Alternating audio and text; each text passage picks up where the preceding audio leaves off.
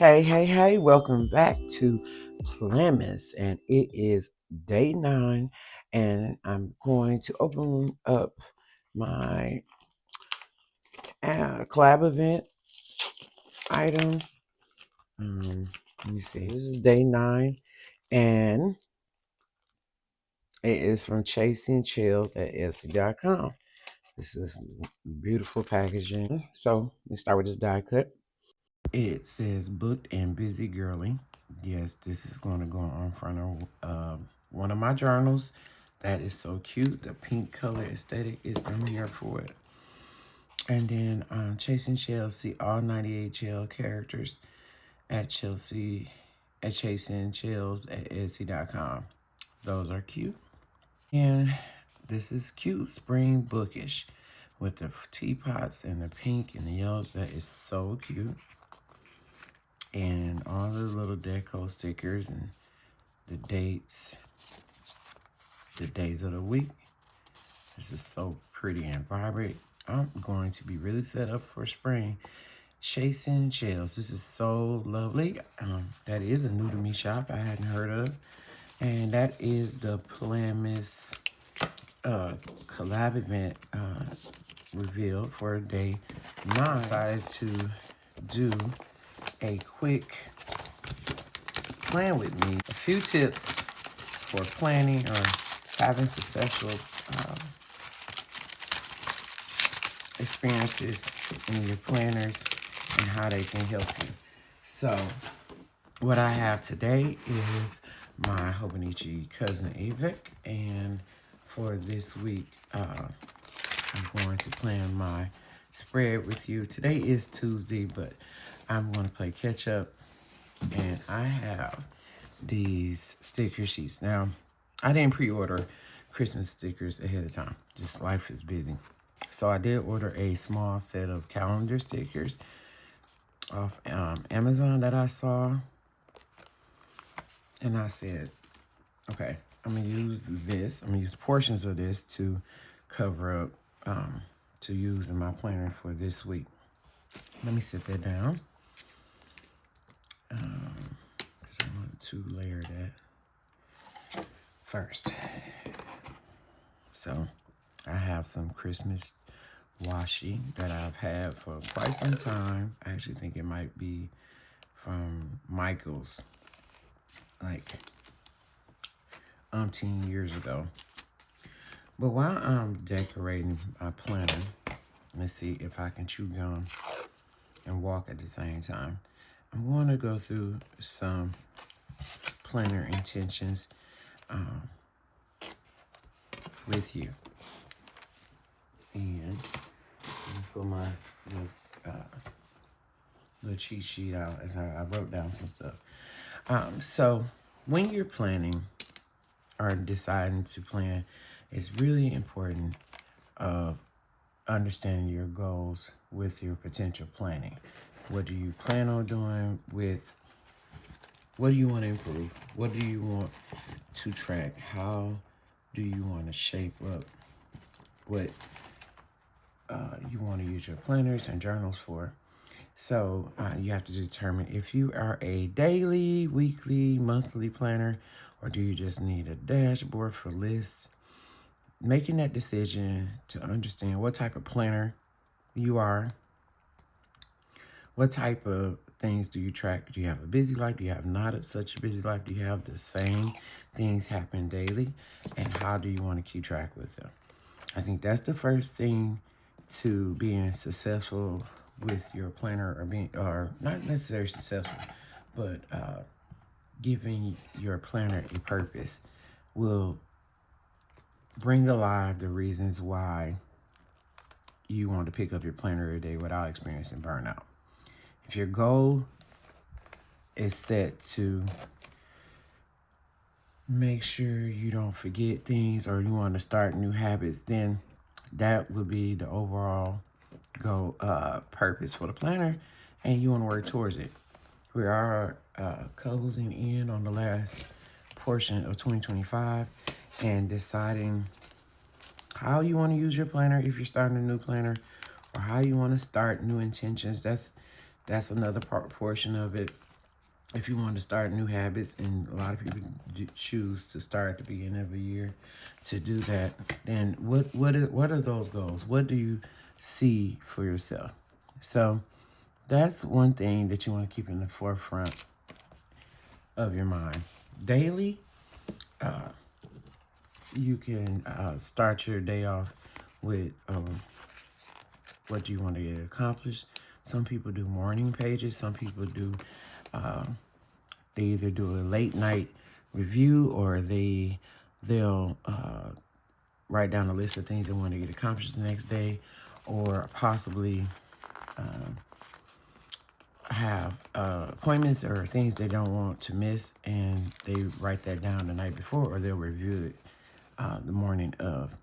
So with a daily spread, that'll assist with keeping you on track, on point.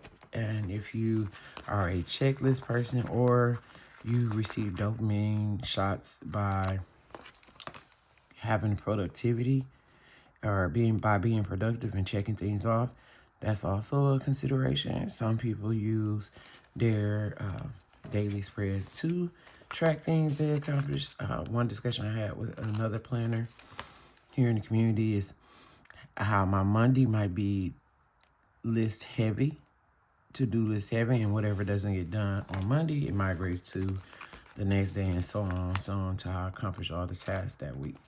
I think the biggest dopamine hit for me is to get everything done that I wrote down that week done by the end of the week. But it doesn't always happen like that. I've had items that have migrated for several weeks that I've put off and did not set up, did not follow my own to-do list. So things happen, and you have to be able to give yourself grace and forgiveness, because, hey, you did your best, and that's what's important. You tried. So allow yourself to be comfortable by not doing when you don't do exactly what you set out to do. Be okay with that. We're not using planners to cause us grief. We're using planners to help us improve and grow and evolve as people.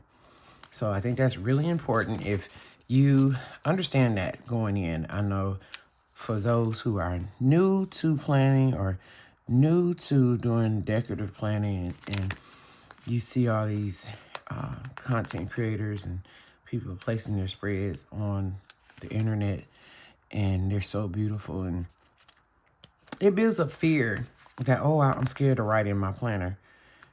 But honestly, that planner is for you.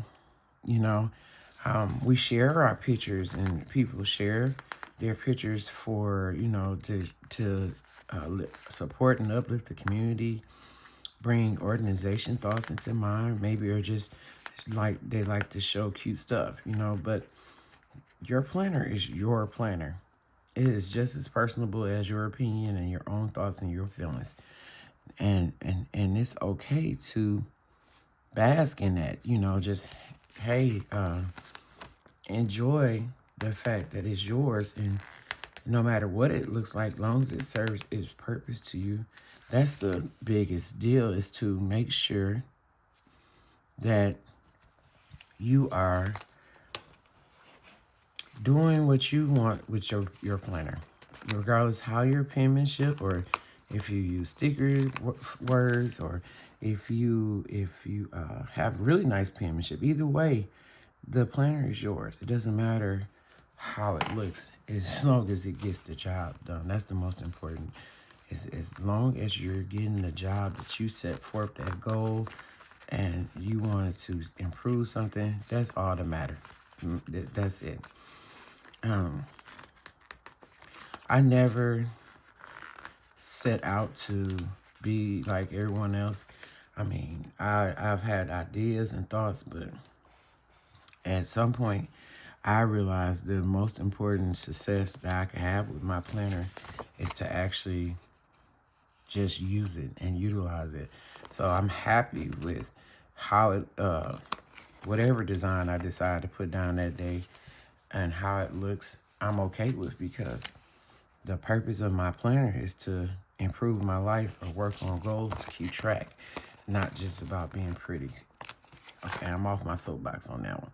But so after you decide what type of planner spreads that you thrive in, you want to consider how frequently you want to open your planner.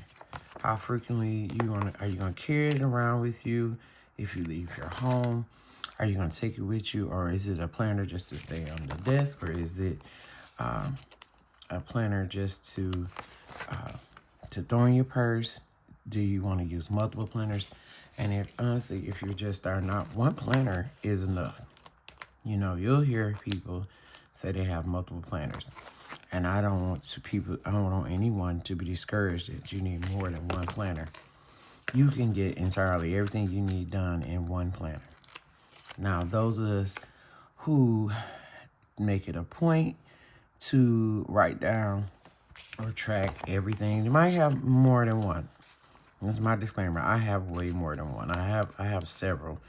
And those several different planners serve different purposes, because I am just as much long-winded in person. I am long-winded in my notes and writing down things and keeping track of what I need to do or what I want to do, if I'm doing those things, when the last time I did it, that type of deal.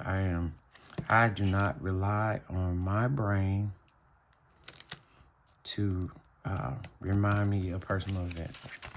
That's just facts. You'll hear me say it time and time again. I trust me, but I don't trust my brain to remember. So it's in some form of calendar, and literally, I think for the last 12 years of my life, I could probably get through all my planners and tell you exactly when important events happen and tell you what day they happen, because I wrote it down or I put it in a planner of some sort. The next thing is, everybody is not a paper planner. You have digital planning. You can use your Outlook. If you're familiar with the Microsoft products, Google Calendar, your Apple phone calendar, whatever digital format that you use, that's just the same. It's just important. It's about getting those dates and things that you have that you need to do down on paper, so that or down in the calendar, digital, if you're doing digital, and remembering what you need to do. So determining if you have purchased a planner and you have a Google Calendar or Apple Calendar or Outlook, a good quick tip for you is to have that calendar open while you're doing planning. Every day at the start of my work day, when I log into work, I update my daily spread via my Outlook calendar, because I work remote. So in the working remote, I have meetings and things I have to attend. So I'll open my Outlook calendar and transfer that information into my work planner. Now I rarely show my work planner. If any, it might have been shown in the very beginning of that year, but I definitely don't share it. But it is very color coded. It is productivity driven, because that's the purpose of it. And then I keep track of deadlines or important meetings and notes in my work planner. And I use my work planner to keep up with those things. So for like year-end review or feedback, even, I can go back through my notes in my work planner to help me write out my self-evaluation, or even someone else's feedback.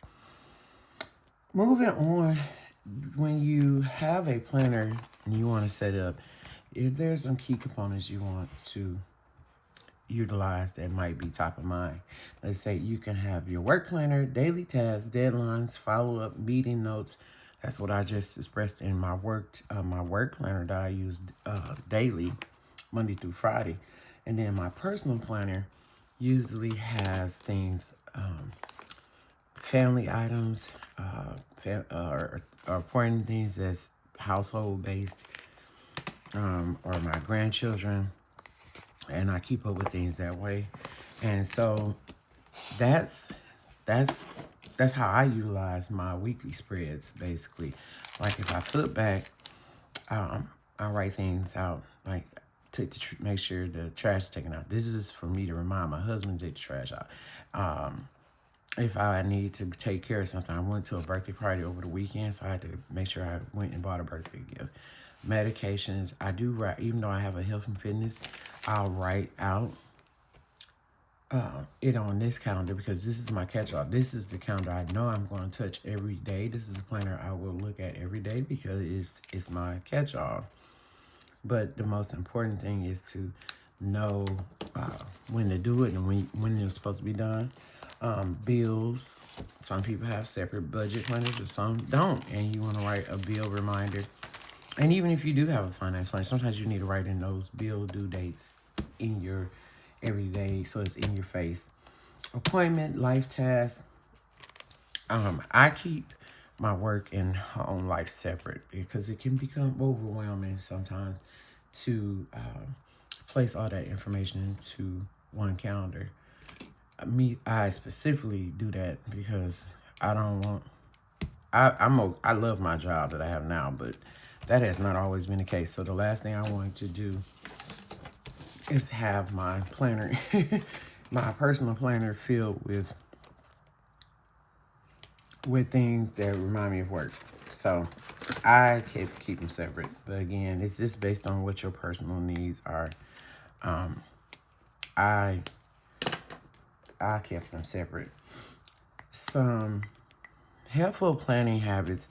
If you have a fear of not utilizing, or you want your planner to have a certain aesthetic, maybe try writing out what you want to keep track of on a separate piece of paper, a sticky note or a notebook. I have a commonplace notebook. I shared that in one of the previous Planner's days, and that notebook is very helpful to me. It's usually a brainstorm, or when I'm making appointments or making phone calls, I'll bring out my commonplace notebook to keep track of details I don't necessarily want in my planner. And then once the actual appointment is made, then I'll transfer it over to my planner. And that's pretty much that's my routine with making appointments or talking to someone, handling something. I usually write it down temporary, then transfer it. Considering if you need more than just a sticky note or anything, you can use a daily page versus a weekly page. Sometimes some people just need little reminders or little bubbles to say, hey, don't forget this doctor's appointment at 6 o'clock or 7 o'clock, whatever. You need to make sure you call that out the way that it will stick out to you. That's what's most important. Wrapping it up, key takeaways that I want you to remember. Plan what works best for you. Keep your task in one place. That helps stay on point. I write a to-do list on my weekly spreads, and then I also just flip back and forth to my daily pages when I'm going day to day. If it hasn't been accomplished, that's when I determine what day I'll do it on. Also, changing small habits lead to big change. So if you implement multiple small habit changes, they'll make a big difference in the long run. And consistency is better than perfection. Use the planner. Open the planner. Some people will say, oh, I don't have that much stuff in my life to keep track of. I don't even understand. But the things that you do on a normal basis, you want to add a little creativity, a little spunk to your life, go ahead, write it down. And a lot of times, if I go through my planner and it just says vacuum or it says clean the bathroom, I write down everything because it is something that you're utilizing time in your life. Why not track it? Why not write it down? And also it helps you keep yourself accountable. If you deal with that type of issues, making the top 3. If you have a lot of things to accomplish, create 3 things that you want to get done that day. Well, this is my planner setup. As I sit here and talk through this, I wanted to share some planner tips. I didn't write anything in. I think I made little boxes to write my highlights, but I appreciate you stopping by and hanging with me this month, and I hope to talk to you tomorrow.